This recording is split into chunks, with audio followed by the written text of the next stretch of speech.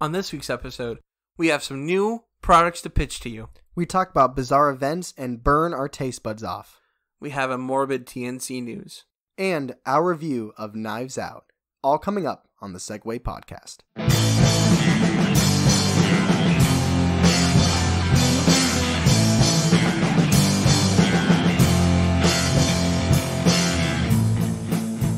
Hey, welcome to the Segway. The best thing to happen to you on a Thursday. That's right, recording live in LeBron's backyard. It's so weird doing this again this next day.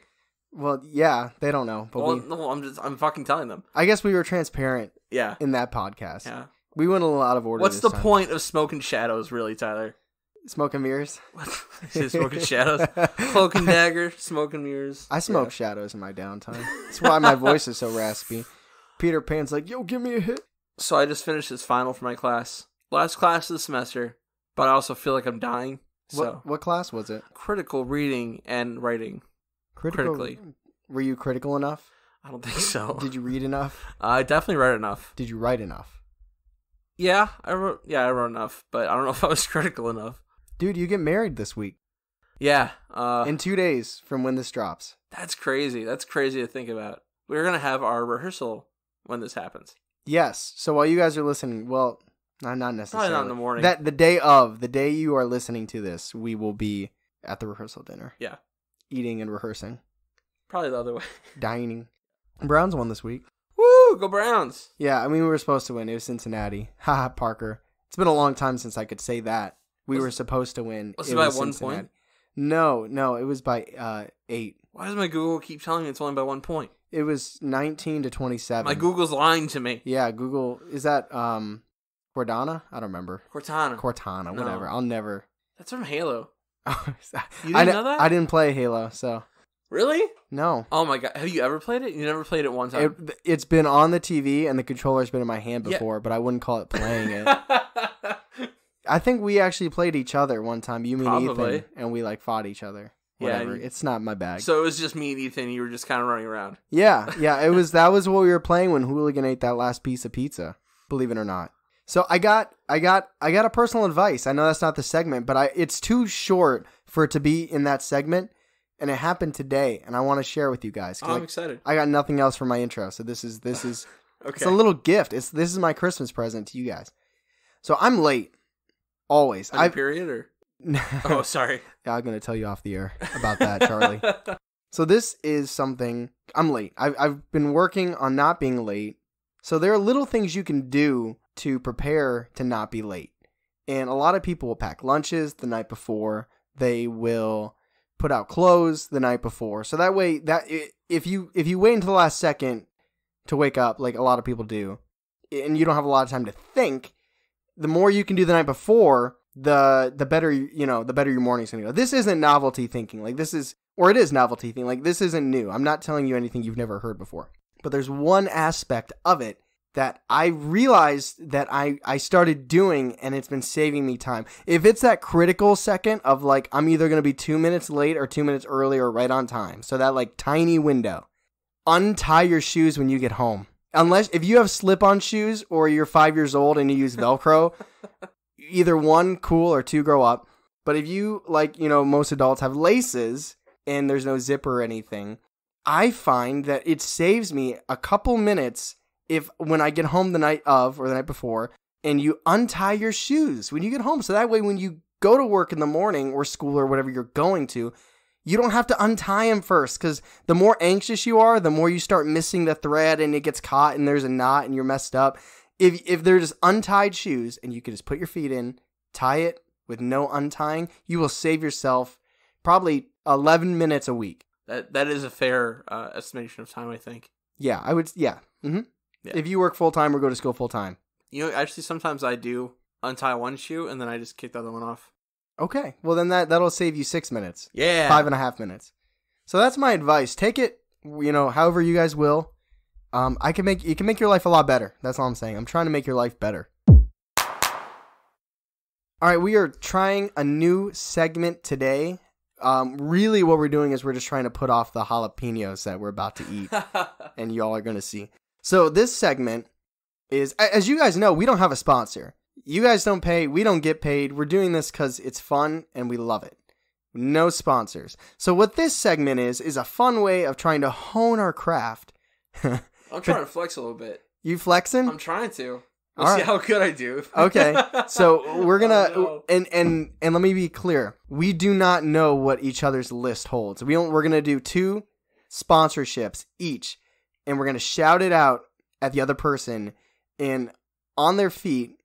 Well, we're not standing, but in that moment, improv, we're gonna do a 30-second sponsor for that item off the cuff. All right. I'm ready. You ready? I'm ready. All right, Charlie. We just got a sponsorship email. Yes. We are going to be sponsored by Jergens Ultra Healing Lotion. I don't know what that is. It's lotion. Okay, it's lotion? Yeah. All right, it's lotion. You're looking at your phone. Did you check my notes? Oh, don't actually do a 30-second spot. Oh, okay. Nobody's going to be counting. I did it for me. Okay. All right. Tell me when to go. Go. Jergens lotion that you rub onto yourself. It'll heal you because it's healing lotion. It's got rock crystals in it. Crystals made of rock, also salt. The salt interacts with the rock in the lotion and it exfoliates and also sanitizes your wounds. Yes. Any wound, broken bone, anything ailing you that is not good, it's going to do for you. It's going to rub out your immunities. No, you need those. It's going to rub out your impurities. It's going to take your blood cells with the salt and the rocks. It's just going to scrub it clean. And it's also going to feel so, it's like you're putting alcohol that doesn't hurt on your wounds. It's going to save you from the pain you don't need. Jergens. Jergens. All right, they're going to be knocking at our door. Jergens? Yeah. I hope so. That was that. Yeah, I'm ready to go buy 10 of them. I might have lied a little bit. Are you ready? Are you going to drink that water first? Okay. I'm ready. Okay. So you do hair products, right? Sometimes, yeah. I use forming cream. I was going to ask what you use. What's the brand you use? I think it's MC, which I always thought was Master Cuts, but I buy it at Great Clips.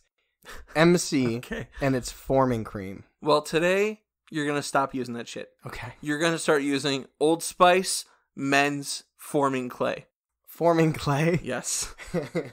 All right, gentlemen, I'm looking at you. Ladies, you can turn the podcast off for a little bit. Let your man come up front and center. Gentlemen, how many times are you leaving the gym? Are you leaving work? Are you leaving the shower? And your hair just looks like shit. Do you ever feel like it looks too shiny? Do you ever think it looks a little bit too like that show, Twilight? Robert Pattinson's hair, it's too sparkly. Well, men with veiny muscles in your arms, I got the exact thing that you need. I'm talking about Old Spice hair clay forming cream. If you want opaque, dense hair, if your neck muscles are weak and you need heavy clay on your head so that when you flex your neck muscles, turning your head, asking your coworker what, your neck muscles bulge like a great stone, then you need Old Spice's beautiful, beautiful hair forming clay hair gel form so that you look great. And today, just for our podcast listeners who want that hard clay in your hair, you can buy it today. I like That's kind of like Old Spice's jingle. That was close. I like how you threw in. I can't whistle. Sorry, go ahead. I don't know the rhythm. That was close. I like how you threw in like a promotion almost. All right, this is going to be a good one. As opposed to a bad one. Let me put it this way. This one is one you never have to worry about happening. Ever. All right, our next sponsor is Fisher's Cafe and Pub. Fisher's Cafe and Pub. For that time with the family where you want some mediocre, saucy food. Did I say saucy? I meant soggy. Nothing is crisp. Nothing has been fresh fried in about a decade. We have the decor from the 50s and the 60s.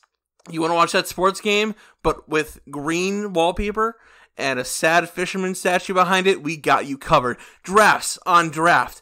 Bottles on bottle. Imports, we have 2. One from Canada, one from Germany. That's it. You piece of shit.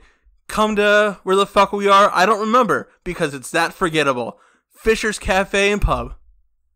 That was perfect. That was perfect. That's like it. That's gold. That is gold. There's no topping that. And it was so true. It was so true. That was so honest. They got a 3. They did. Yeah. So this last one. Yep. It's not real.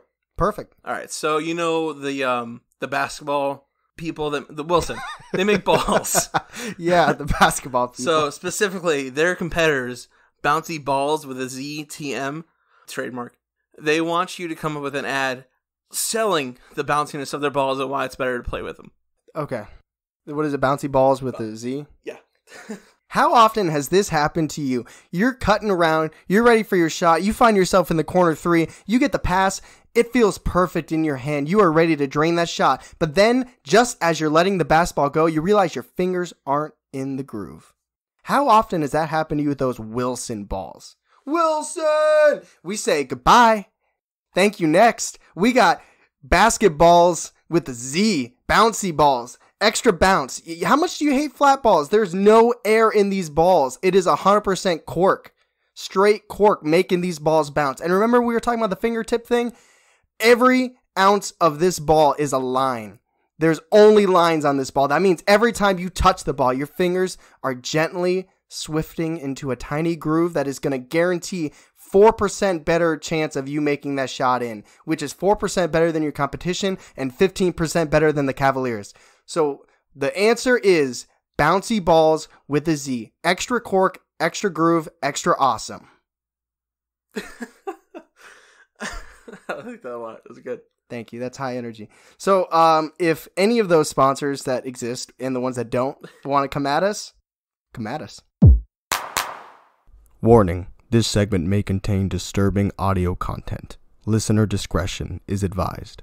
This is the segment, Would You Rather. As we said, we are going to put this on live, unedited. You don't know where to look now. I know. I'm looking at you. I'm going to look at them. These are, you can't see them. These are my peppers. My peppers.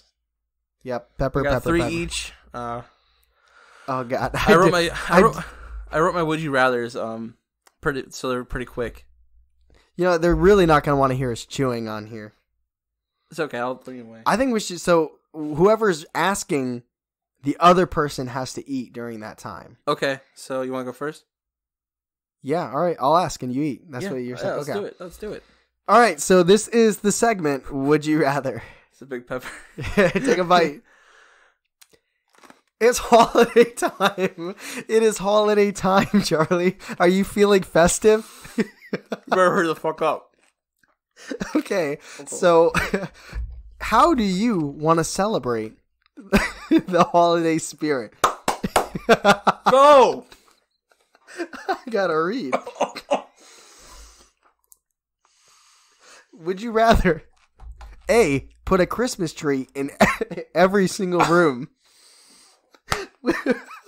Would you rather completely Christmas wrap your kitchen, including the utensils, the appliances, and the fruit? Or C, would you rather turn the temperature down in your house so that it's cold enough to bring snow? It hurts so fucking bad. Bring snow into your home. B. B. That's correct. That is correct. Nicole came home to find that her husband had covered the entire kitchen in Christmas wrapping paper. It took him 2 hours. It took him 2 hours to do it, and she was pissed. It was for Elf on a Shelf. All right, go ahead. I need a minute. Hold on. I don't want to do this, y'all. I don't want to do this. Oh God. I need to pause. No, dude, it's live. I'm crying. You're playing an online video game right now. There's no pausing. I'm taking the cap off my water. Yeah, I'm preparing. Oh, we should have got milk. Nope, we do have milk. I'm making pasta later. I don't even know how to read. There's a territory of America trying to attract visitors. You gotta talk, dude. With new technology. There's a territory of America. I'm not happy. That is trying to attract tourism with new technology. Puerto Rico. Wait. What? C. Guam C. or North Mariana Islands? That one. It's C. It's not C. It's Puerto Rico. Fuck Puerto Rico. Puerto Rico's trying to attract new tourism. Alright. I can't do this. We're starting with jalapenos, and every time we mess up on the next one, it gets hotter and hotter. We'll just eventually go to hell. I can't breathe. Oh my god. Okay. Your grandfather passed away. I'm sorry. Oh god, that was a huge part. Your grandfather passed away. Mm-hmm. How do you want to commemorate him? Mm. Would you rather host a party at your grandfather's house the night before the funeral and include an open casket? Would you rather tattoo your grandparents' face on your face, including the wrinkles? Or would you rather bake their ashes into sugar cookies and give them away?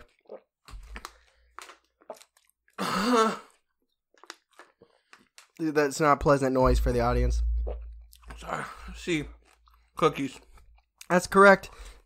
In Northern California, these teens literally baked the grandfather's ashes into sugar cookies and gave them away to students. Some of them knew. Some of those freaks knew, and they still ate it. And the rest were horrified. I'd rather be eating that cookie, though, I think, than this pepper. Dude, what I did was way better. What'd you do? I took a bite and just smashed it. Okay. Maybe I'm just numb. I don't know. Oh, God. I don't know. What happened to my... Dude, read. There was a rescued animal that was found. Was it a cat? No. Okay. Would you rather the rescued animal was a panda bear, a polar bear, or a mountain lion? What would you rather pet? It's a bullshit story. Did you just go on Yahoo? No. Panda. No. It was a mountain lion. There was a rescued mountain lion that was found. Terrible story. Thanks. I love you too. Alright, you're giving your child... No, sorry. You take your child to get a haircut. Hold on. Oh, God. Oh, God. I'm not ready. Ugh. All right. Oh, you're taking your child to get a haircut. This is so big. Oh! You realize that your kid had nicked... The barber nicked his neck. The barber nicked your kid's neck while you're giving him a haircut. Don't die. No, you gotta eat it. You gotta eat it. Mm. Oh. This is water. Oh, God. I don't...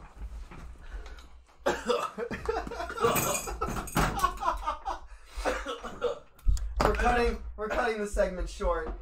This is Would You Rather. On today's TNC news, we're gonna start with a somber note. Yeah, it's a couple people died.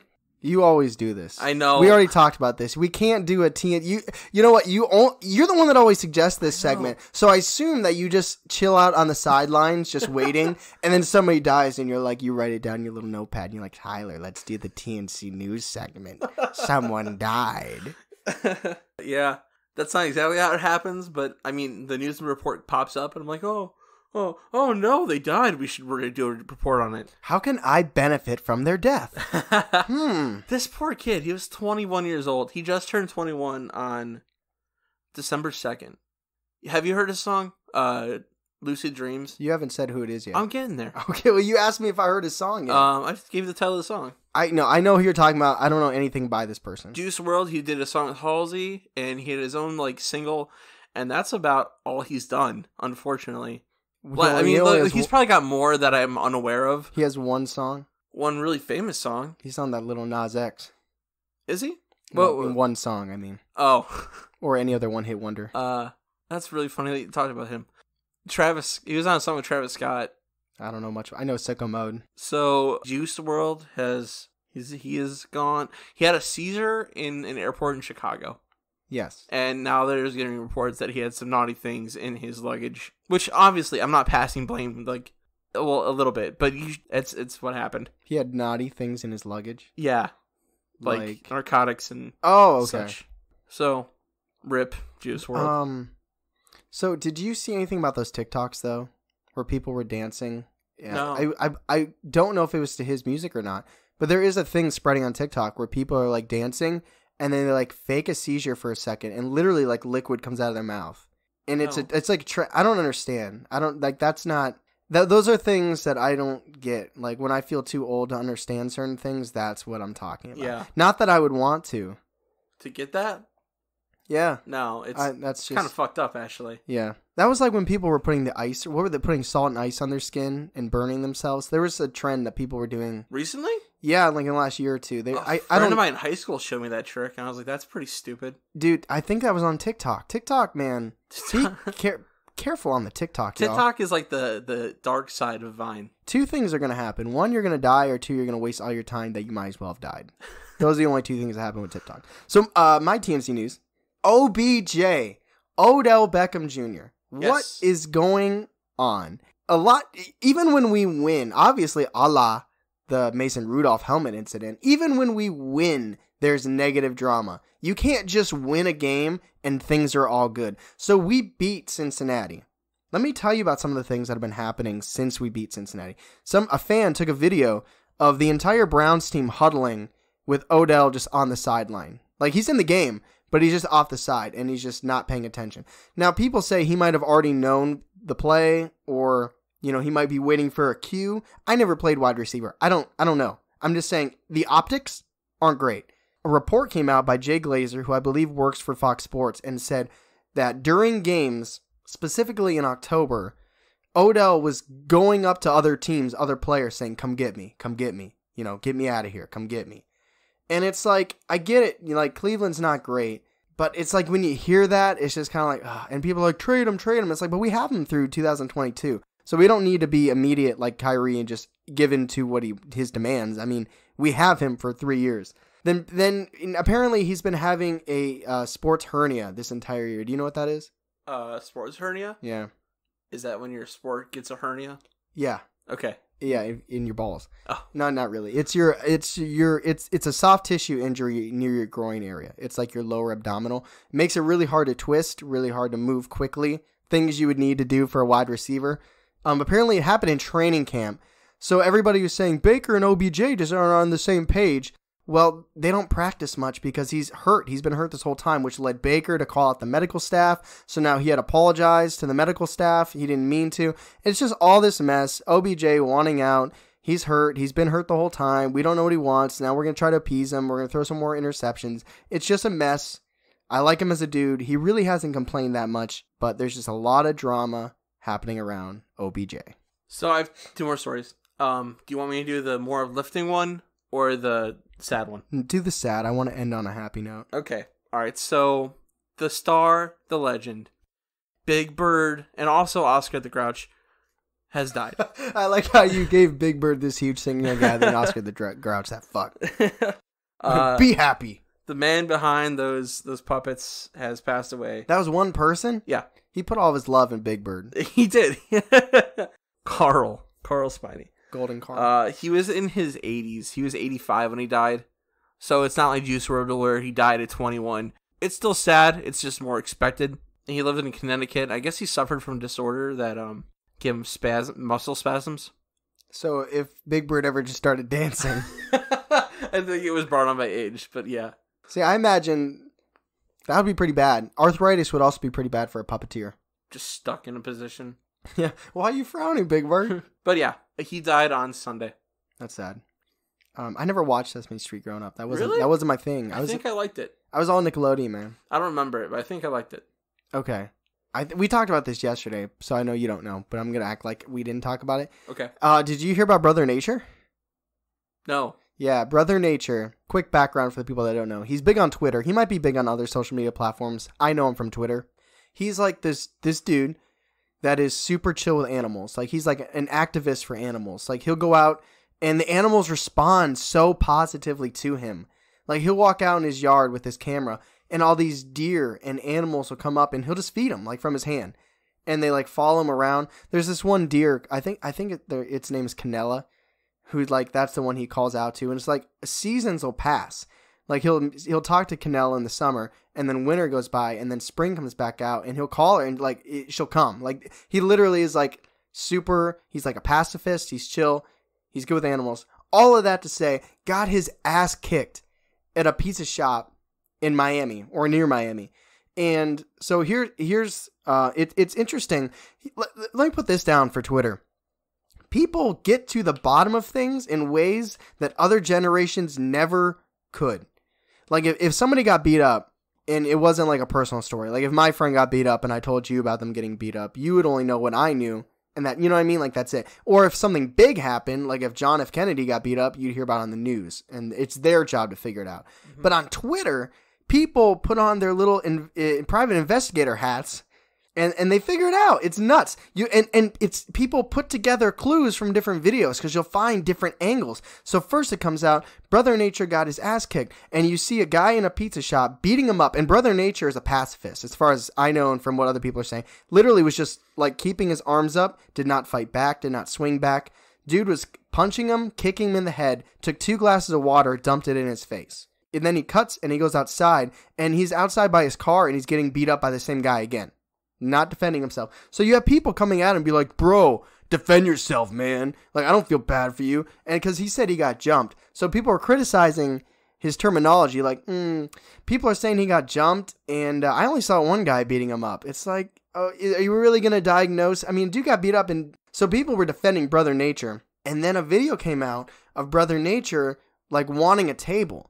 And pointing at these 2 guys and saying, you're dead and you're dead. So people are saying he started it. But if you look in that video, there's stuff messed up on the floor. So he said that actually after he got beat up the first time.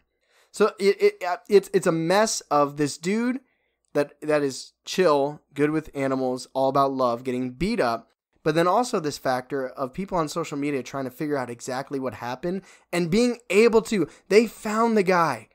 They found the guy that did it. One, people found his tag, which I'm not going to say. I'm not promoting this. I know what it is. You can find it on Twitter if you look it up.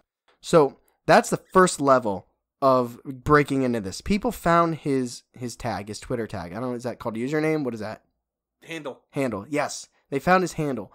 An hour or 2 later, people have his real name and his address and are posting it on Twitter. Oh my God. I'm telling you, man, like if people want you to get found on Twitter, you are found. It is crazy. That is the scariest shit I've ever heard. FBI can sit back, put their feet up, and be like, do my work, Twitter. We'll come in when it's necessary. So yeah, Brother Nature got beat up. I don't know the full story. I'm siding with him, though. But gonna ride my horse to the old town road. Yeah. This song is about him. This story is about him. Little Nas X? That's right. So it's old news that he came out as LGBTQ. Yep. I think it was June. What? What? It was June? I think that's when he came out. Oh, yeah, it was a while ago. But there is new news that he got nominated for 6 Grammys. I'll never understand. With his one song. Actually, each version probably got nominated for its own Grammy. Have you heard his new song? No. It's called Panini. I actually really like it. Yeah? I like it better than the first one. Okay. And he got interviewed, and he's like, I just want to be someone that people are proud of. And I think that's just really nice. I wish he had more music to put behind him. But I like him a lot, actually. I always wondered, if you go to a Lil Nas show, maybe he doesn't do shows, maybe he just does guest spots. But if you go to a show, after he plays Old Town Road and then the new song, is that it? I don't know yet. I don't know. The encore, he just comes back from every version. I wouldn't buy a ticket. And then Billy Ray Cyrus comes out and does it, and then everybody else does his other version. I don't know. It's interesting. Second week cinema. We decided to go see the movie Knives Out this week, and you know what? I don't want to give it away, but I'm not disappointed. Is that too much? No, you can say that. Okay, I'm not disappointed. So we went to go see this week. We met up in Macedonia, and it's actually where we usually meet up. It is. Shout out to Macedonia. We saw Dora the Explorer together, and you guys want to sit next to each other? I was like, no, he's sick. It's fine. Surprisingly, this theater was pretty empty too. It was a late showing. It was a late showing, but it was a Friday night though. Although, it was surprisingly empty. So I guess let's go. Plot. All right, so let's give a little broad overview. So essentially, Knives Out is about a wealthy author who is Harlan Thrombey, and he is overly financially taking care of his entire family. And he suspiciously commits suicide, and a private investigator is anonymously hired to get to the bottom of it. That is a very good analysis of the plot. Yep. Any other... Or summary of the plot. Sorry. Summary, yeah. Any other details? It is directed and it was written by Rian Johnson, who is most recently famous for doing The Last Jedi. Has Daniel Craig, Chris Evans, Ana de Armas, I might have said that wrong, Jamie Lee Curtis. I can't say his name. I mean, I can. It's right there in front of me. Lakeith Stanfield. That's how I would say it. I'm white. Who is it? It's it's the African-American detective. Yeah, it's the cop. The guy from Get Out. Not the main guy from Get Out. The guy who is... What would you... Like... Did you see Get Out? Yeah. Yeah, he's the guy that with the flash. Where you take a picture of him, it flashes. The dude with the hat. The dude with the hat. Yeah. That guy. Which I like him a lot. He's in other stuff too. Is he in Black Klansman? Probably. I don't know. He wanted to be the Joker. I know that, but it didn't work out. I would have watched that. So anyway, that's my summary. Take us away, Charlie. All right. So the plot, I think, it's a murder mystery. It's engaging. It is meant to be engaging. It is a driven... Well, I was going to say it's a story-driven movie, but I would almost say it's character-driven with really good story elements. Does that sound fair? That's a good question. I would consider it more plot-driven with quirky characters. That might be a more accurate presentation of this movie, but I thought the plot in itself, if we're just going off the plot, it was really good. I thought it was solid. I was surprised several times. Like there are 3 really big twists, I think. At least minimum 3. Yeah, minimum. There's lots of really good moments. Also, I don't know where to put this. I guess it's really funny. Yeah, it is humorous. Like, it's not just like... I put it under acting because I thought there was I thought it was comedic timing. There were characters that had really good comedic timing. Yeah. So, I mean, it is in the plot too. Like, there's plot points that are funny. There are jokes written in. Yes, absolutely. But I filed that. I agree and filed it under acting. Okay, I'll save the rest of that then. I'll put it there too because there are a couple actors I wouldn't mind calling out on their comedy. Yes. But overall, I think the plot was fantastic. I really enjoyed it. Yeah, it was really fun to play along. Like, it's one thing when you go into a movie and you don't know much about it, and you like the fun thing about a whodunit is you're turning your brain on. Like, I was more actively engaged in trying to figure it out more than I am with most movies. Like, most movies, you just kind of relax, turn your brain off, and just enjoy. Yeah. This one, I was like, all right, I'm looking for clues. Because there was a point where I leaned over and I was like, I think he's hitting the piano for this. Mm-hmm. Normally, I wouldn't care. But I was trying to figure out the things about it. Actively, a couple times, I was like, what the fuck? Yeah. In my head. Yeah. So here's where... Because if it's a murder mystery... If somebody's like, you got to go see it. It's a murder mystery. It's a whodunit. And you can kind of already start formulating like how it might go. There's one shift. The first twist, I'll call it. The first twist happens significantly earlier than you think it normally would. Absolutely. You're like, oh, well, the movie's over. How long is the movie? Do you know? About 2 hours, I think. Okay. And this is rough estimate based on the idea of whether it might be 2 hours. If it's a 2-hour movie, the first major twist probably comes about 45 minutes in. 45 to 50 minutes in. I was going to say 30. Give 30 to 45. Pretty early. And I'll be honest, I wasn't sure about that decision. I stepped back. I was like, oh, okay, this is the direction the movie's going to go in. Instantly, I'm like, complete shift. Like, if instead of being like, this is the way I'm going to watch the movie, now it's like a whole new suspense. And I was worried that that decision would make me less engaged or make me like it less.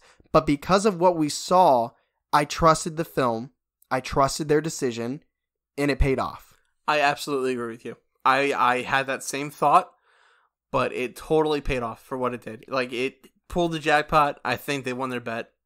Yep. It is 2 hours and 10 minutes, by the way. Okay, yeah. I like the way the characters were introduced. They jump right in. Yeah. Like, they're like, how? Okay, but it makes sense. How are we going to introduce characters in a murder mystery? How about we interrogate them? Yeah, it was kind of like, this is exposition. We know it's exposition. Let's just do it. Yep. And it worked really well. So there are moments where you think the movie is giving you more. They like dramatic irony, which is Shakespearean, I believe, where you know, but they don't know. Yeah. So you, the audience, understands you're in on it, because the director, Rian Johnson, wants you in on it where some of the other characters don't know. Mm-hmm. So you might feel like, why am I getting this information now instead of a big reveal later? But it twists on itself. Like trust me, if anything seems a little off or you're like, why am I finding this out now? Trust the film. This is not the movie to walk out of. Yeah, absolutely not. Give it the whole time. There's a really, really cool... one thing I like about... I mean, there's a lot of things I like about it. If you can't tell by our tone... There's a really cool character trait. Can I give? I mean, it's find out like 10 minutes in. Do it. Okay, and it's not true. This isn't real. It's not a real condition. But there's a murder mystery where there's a girl that when she lies, she vomits instantly. If she tells a lie, well, I guess not instantly. If she tells a lie, it causes her to vomit. Experts say that in real life that could be tied to anxiety. Did you look it up? Yeah. Okay. I did. Yeah, there's no real condition that causes you to vomit automatically if you lie. But they say if you are so anxious about it, because you can get upset stomach from anxiety. So if you get so anxious about lying, it could potentially cause an upset stomach. Is there anything you didn't like about the plot? I do. It was a little leading on one of the characters. I don't want to be more descriptive than that. It's a little leading. You mean it gives away too much?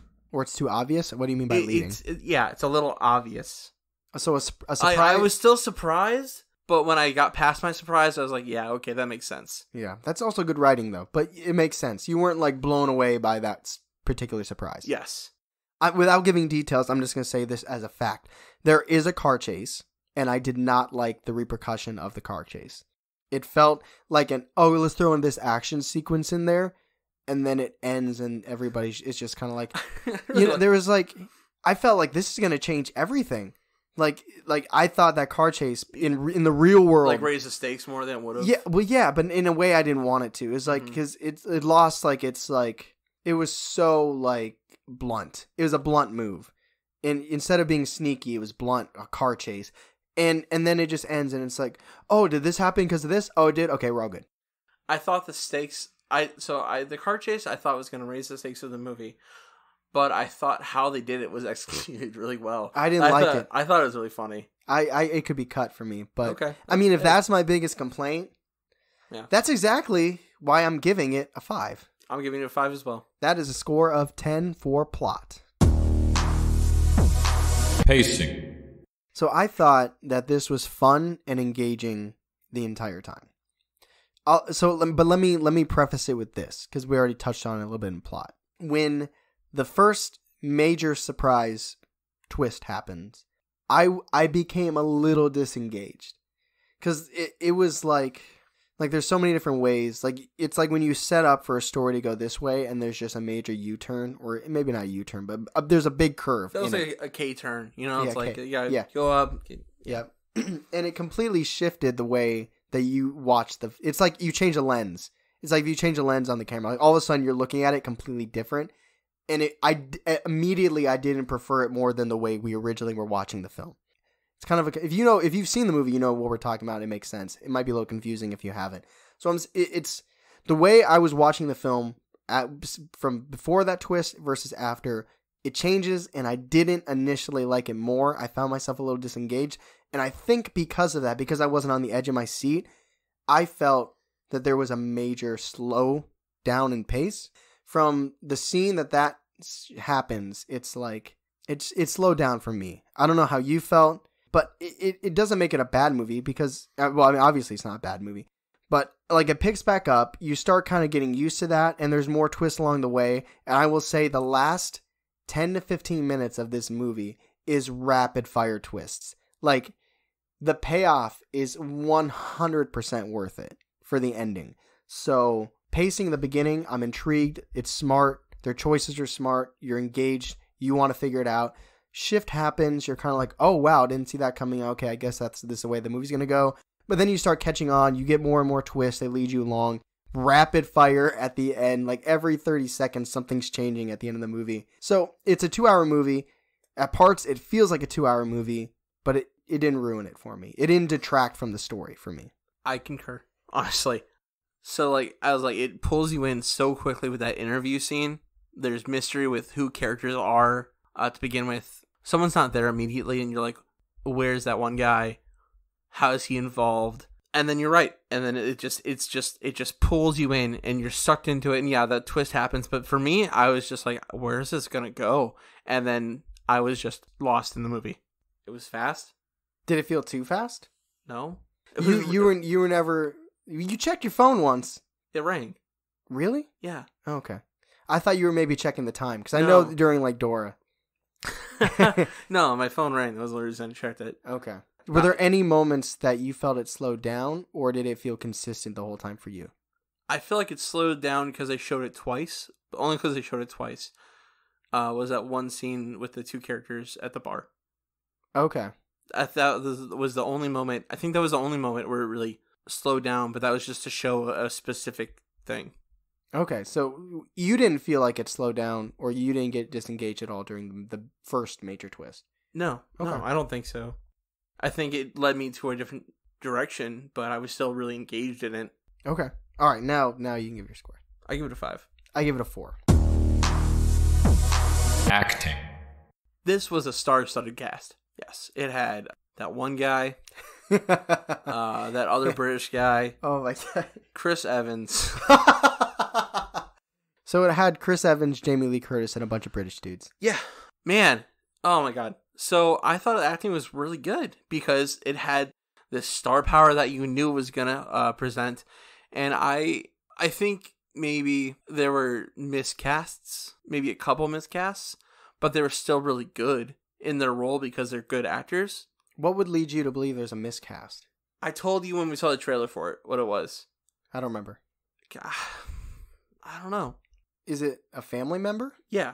Okay, without spoiling, what about them makes you think it's not a good casting? I think he was playing. I think he was too old to play the part he was playing. Okay, is it? It's not the grandfather, right? I don't know what you're talking about. No, you don't even no idea who I'm talking about? Oh, you're talking about Chris Evans. That's not a spoiler. Okay, yeah, I'm talking about Chris Evans. I think the part he was playing should have gone to someone maybe a couple years younger than him, like in their 20s. I think they were trying to play him young, but they also wanted him to be a little bit older to show, wow, this dude's really been feeding off his grandfather's money for a long time. Yeah, but there was like an acting line where I was like, oh man, you were playing young. What's the line? It's in the trailer. It's like, tell me what happened to my grandfather. But you know the scene now, so you know what he's doing. Yeah. He's kind of being smug. I know that. But I still think it's not the perfect fit. Okay. I think, is that fair? I mean, you're allowed to think whatever you want. I was just curious who and why. Okay, yeah. I think they wanted his chops. I think they wanted the MCU fame. Yeah, they probably want. I mean, people probably went to go see this movie because Chris Evans. Absolutely, they did. They 100% did. Yeah, definitely was an all-star cast though. Like when you saw the trailer and you saw everybody, like I don't know her name, but the mom from Hereditary is in it too. Yeah, like everybody is loud in their own way. Like there's a lot of personality. Everybody brings something to the table, whether it's like facial expression, whether their voice, their accent. Which, by the way, if you only watch Daniel Craig as James Bond, you have to see him in this movie. I bet this is like I've never met him. I can't vouch for him.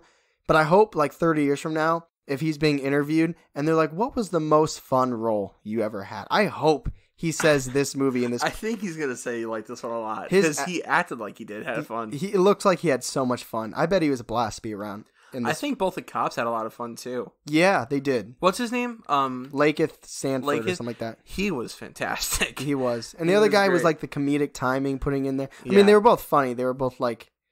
Everybody... Okay, you could knock this movie by saying everybody's overdramatic, over the top. But that's the way the movie is meant to be. It's this overly dramatic family who cares more about money than anything. They're self-absorbed. They're loud. Like, their personalities are so loud. And they just own it. Like, everybody owns it. And I believe young Bill from It is also in this movie as, like, the kid, the brat that's always on his phone on technology. It's just a great... Did you think he was... super funny? The kid? Yeah. No. Okay.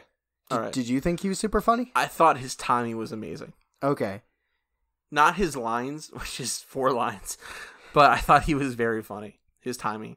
Comedic timing? Yes. Yeah. Chris Evans, I mean, you guys already know Chris Evans is a good actor.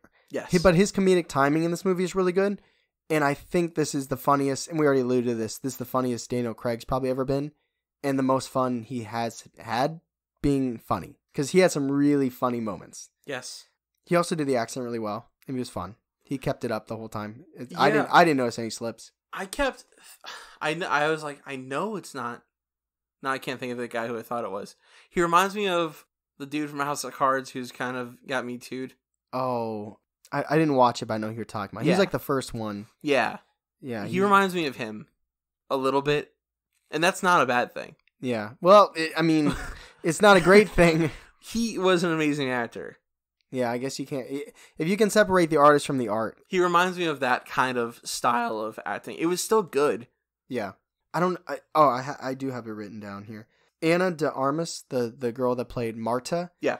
Her facial expressions in terms of like, without using dialogue, but letting the audience know exactly how she's feeling, what's happening, what's going on around her, building that suspense. She did a really good job. I wonder how much of that was directing. By Rian Johnson? Yeah. No idea. No, I mean, she still had to do it. So I'm going to give her the credit. That's true. But yeah, I mean, it was all-star cast, over dramatic, over the top, but it called for it. That's what this movie's about. Yes. It was a comedy. Heightened emotions. Yep. Good comedic timing. Nobody took me out. Nobody took me out of it. I gave acting a 4. I had 4 written down. I changed it to a 5. Okay. That's a 9. Which leaves us currently at 28. Cinematography. I don't know if you're going to agree with this.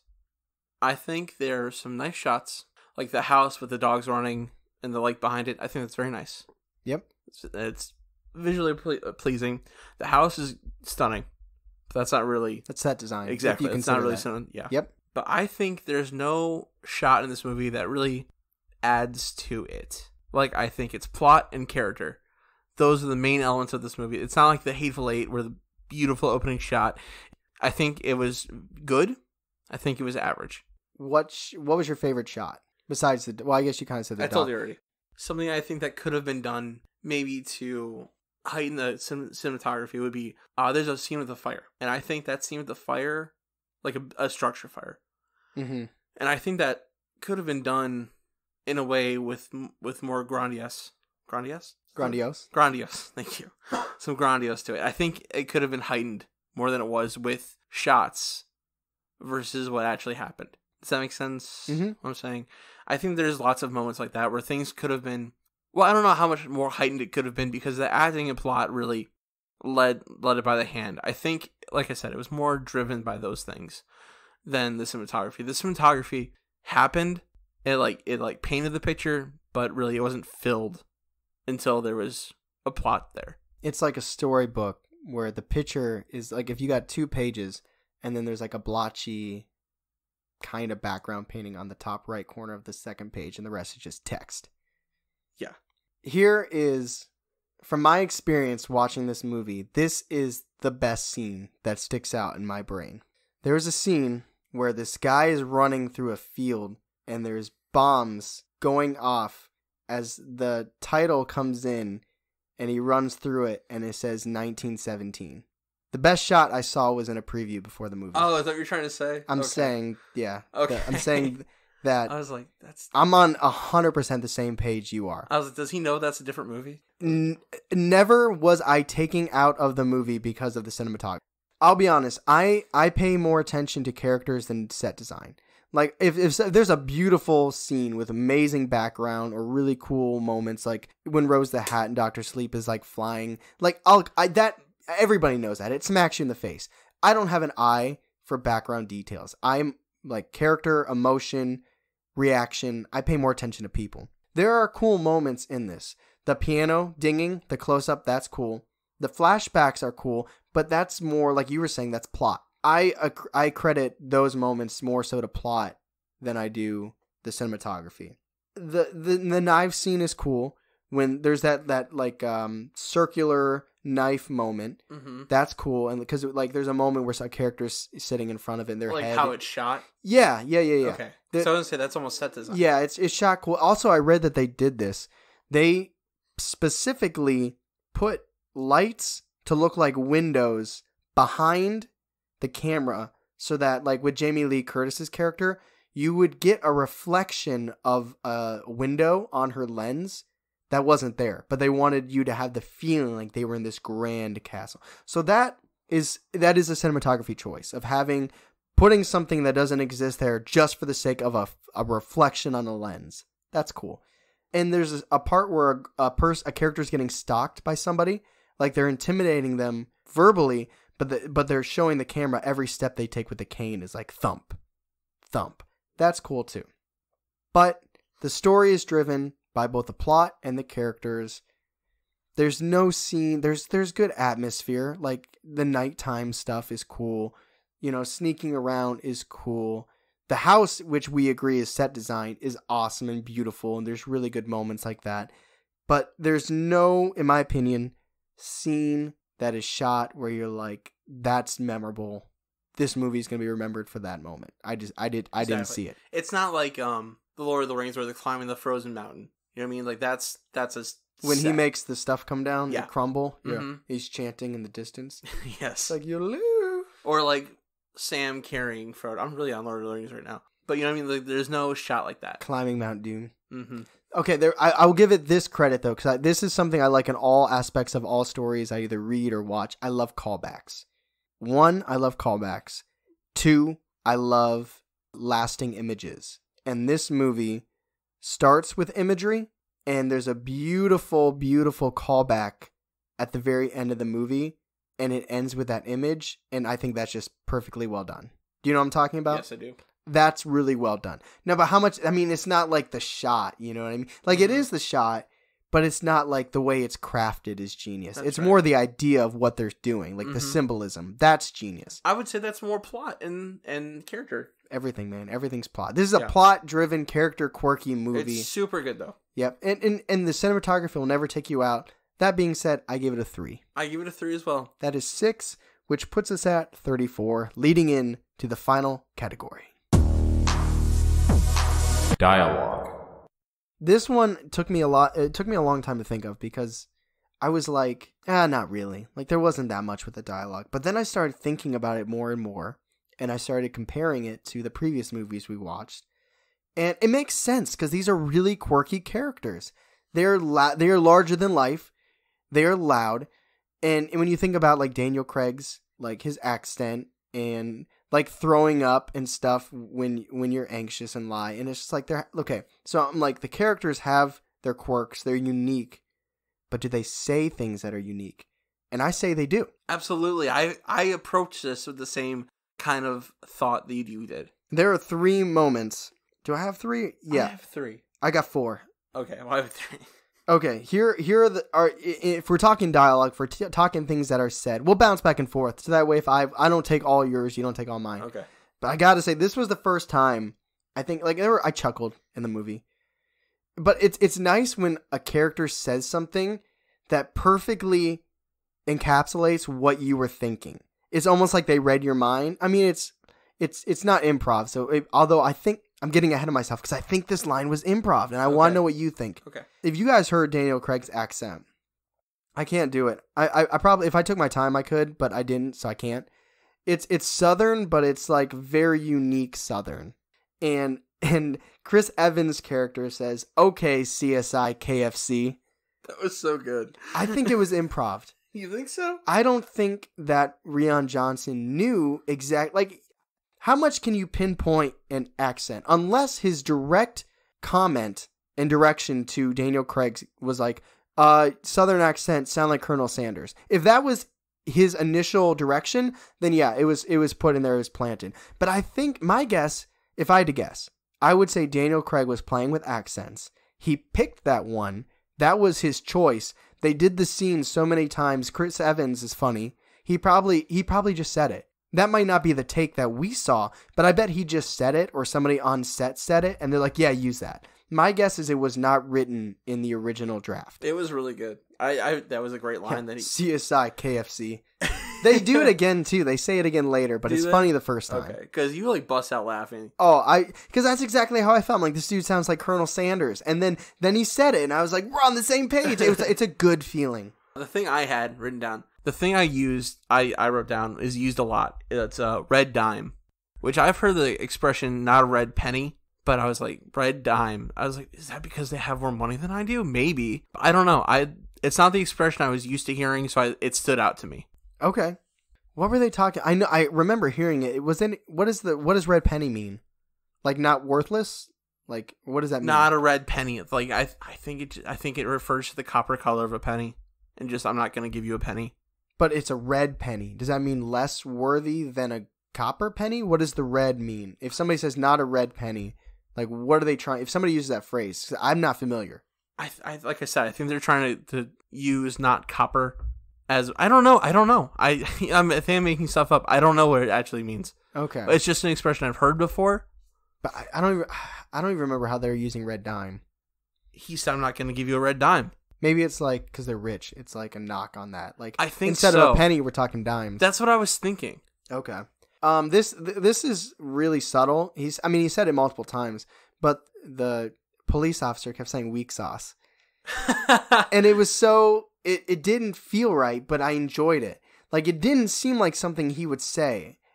You know what I mean? It's like when a character, it caught me off guard and I remember it. It didn't matter. Like nothing he said with that phrase added up to anything. But it's just this investigator, you got Daniel Craig talking like Colonel Sanders or whatever. And then he's like, yeah, it's just a bunch of weak sauce. I was like, what? It was making me crack up. And it's just, for some reason, it's memorable. And I wasn't expecting him to use that. As we're coming closer to the end of this segment, I've been looking at these peppers. I know they're winking at us. They're like, hey, you going to eat us? Well, you guys have already heard it at this point. Yeah. We're deciding to record it last in case it just destroys us. We want to get all these segments of the podcast out first. So the next thing I have, it's another Chris Evans line. And he goes, "In for a pound." Do you remember what that is or no? No. It's at the end. I knew he said we should do this more often. And that was funny when everybody's bickering. Yeah. And the shit. Which you know what I'm talking about. Break down the scene as much as you can. Oh, man. It's real. It's like the very end. Oh, okay. So without telling us what it's about, why that dialogue? That dialogue is there because circumstances have unraveled, and that line is, in for a penny, in for a pound. He just took the last part of it and went in for a pound and just went all in. Is it the comedic timing? Is it situational? Is it the actual phrase? Why did I like it? I think I just liked it because it's just so laissez-faire. Just like, well. Fuck it? Yeah. Yeah. Like he could have said fuck it. Yeah. Okay. This is my last one because I kind of just sprinkled in the we should do this more often. Daniel Craig. I can't tell you what it's about, but I'm just going to tell you that it exists.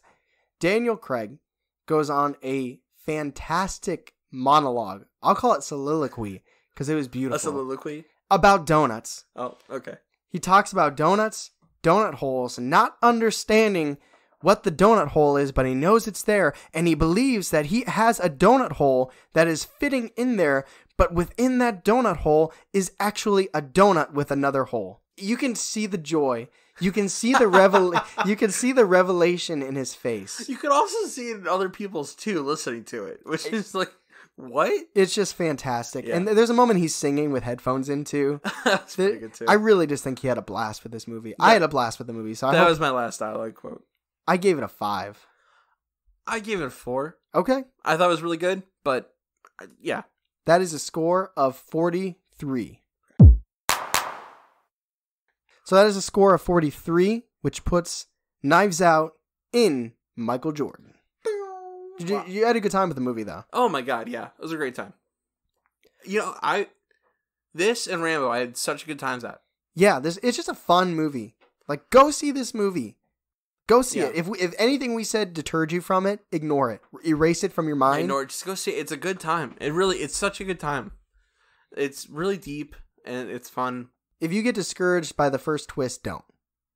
Yes, exactly. Like I said, don't walk out of it. Yeah, don't walk out. And maybe you love the first twist, because Charlie liked it more than I did, and you're game, and it's cool. But if you're like, oh, that's the way the movie's going to go, stick it out. It's fantastic. It's great. It is Michael Jordan.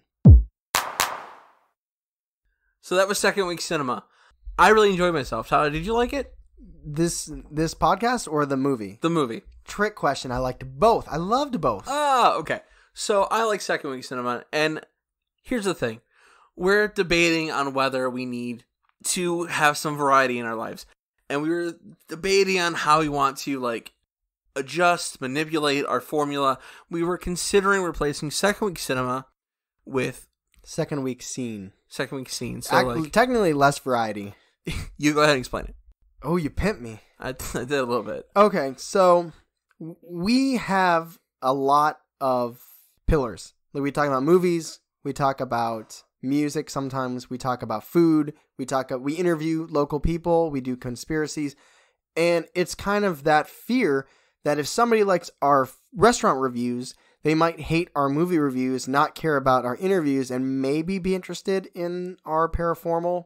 So, and it's not just like trying to squeeze a square peg into a square hole. Like, we're not trying to eliminate the things that don't matter and make it just so target niche that we lose everything we've created. We don't want to do that. So we're considering, we are an Akron podcast. We've got a couple options. Yeah, we're an Akron podcast. We're in Northeast Ohio. We interview local people. We go to local restaurants. We just did a huge paraformal about a local Northeast Ohio myth or conspiracy, horror, terrible tragedy. So in the vein of trying to become even more local, we have considered dropping second week cinema in favor of second week scene. But we're also considering maybe combining them. Right. So you know how like the fourth week where we do paraformal, we also always do a quiz.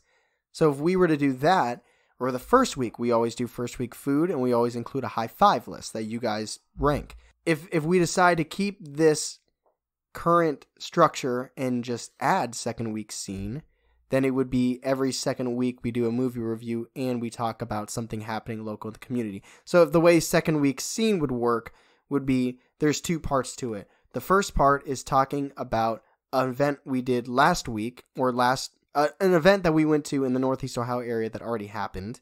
And then the second half of the segment would be previewing a local community event that hasn't happened yet, which would then become next month's second week cinema previous topic. You know what I'm saying? So we're always one ahead. So we preview it, and then the next month we talk about it and preview the next one, and then we talk about that. So it's either eliminating second week cinema for second week scene, like local scene, what's happening in the scene of Akron, or combining them both. So what I'm asking is a call for action. We need some kind of engagement.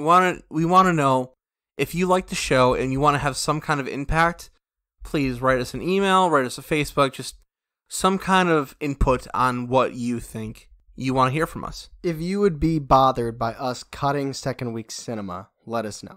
Because if it's your favorite pillar that we do during the month, we can look at statistics and engagement, but we don't really have a great idea of what's sailing and what's falling flat. And kind of like from July until now, our first 6-7 months of doing this, it's kind of like trial and error. And we're always going to be evolving. Like, what we do in 2021 might not match what we do next year.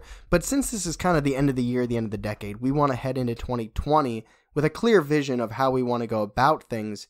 And the best way of doing that is knowing what's falling flat, what you guys like, where we're getting the most engagement. So with the idea of possibly becoming more of a local podcast, really focusing on the Akron, Northeast Ohio area, it would make sense, instead of doing movie reviews, to maybe talk about things happening in the community.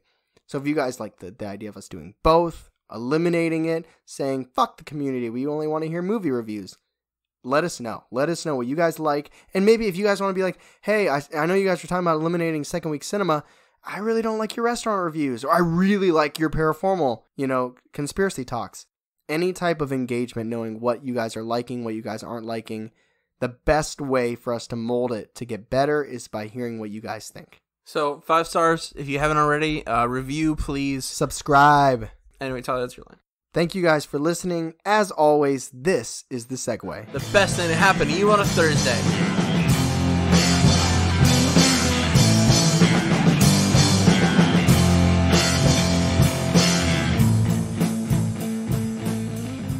Carol Spinny. Not Carol. Oh my God. Carl. Corral.